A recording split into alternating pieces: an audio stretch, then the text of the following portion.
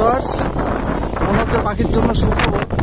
তো সবাই তারপরেও সাবধান থাকবেন যাদের এখানে বৃষ্টি বাদলা হচ্ছে। মোটামুটি আবহাওয়ার অবস্থা খুবই খারাপ পাখিদের জন্য।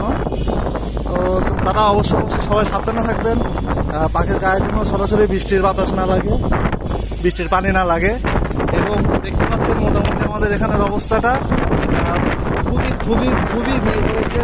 বৃষ্টি 1-2 ফোঁটা করে পড়ছে এবং বিদ্যুৎ চমকাচ্ছে প্রচুর পরিমাণে। চারিদিকে দেখেন, চারিদিকে কিন্তু মেঘ।